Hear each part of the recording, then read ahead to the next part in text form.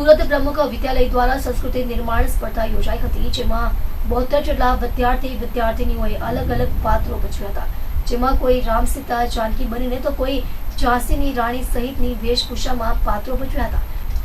આજની ફેશનની ભાગદોડ ભરી જિંદગીમાં ખાસ કરીને આજનો યુવાધન 31st અને નવા વર્ષની ઉજવવા માટે નશા તરફ ધકેલાઈ રહ્યું છે। તેવામાં સુરત શહેરના અમરોલી વિસ્તારમાં આવેલ પ્રમુખ વિદ્યાલય દ્વારા સંસ્કૃતિ અને ધર્મને આગળ ધપાવવાનો પ્રયાસ કરી રહી છે।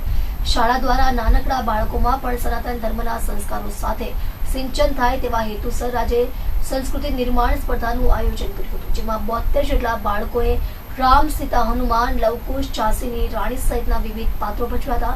પ્રમુખ વિદ્યાલયના પરેશભાઈ પટેલે જણાવ્યું હતું કે બાળકોના શિક્ષણ સાથે ધર્મનું સિંચન થાય તે ખૂબ જરૂરી છે અને વ્યસનથી દૂર રહીને ધાર્મિક તરફ બાળકોને વાળવાનો એક નાનકડો પ્રયાસ છે, તેમાં વાલી સહિતના લોકો સહકાર આપી રહ્યા છે। ત્યારે આવનારા સમયમાં આપણે સૌ સહિયારો પ્રયાસ કરીએ તો ચોક્કસ વ્યસનને અટકાવી શકીએ તેમ છે।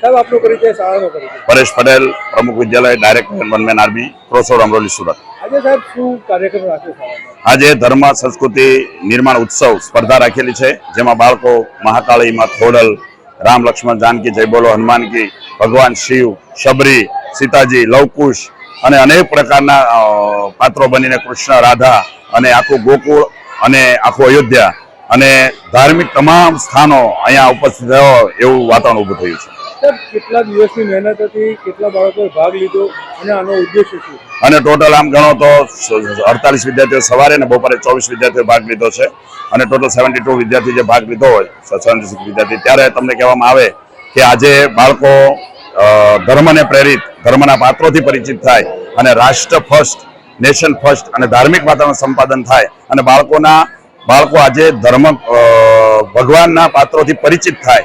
આજે યુવાન ફેશનમાં અને યુવતી ફેશનમાં, યુવાન વ્યસનમાં છે એવા પાત્રોની અંદર જ્યારે ધર્મનું જ્ઞાન બાળકોને આપવામાં આવે ત્યારે હું માનું છું સાચું રાષ્ટ્ર નિર્માણ થશે।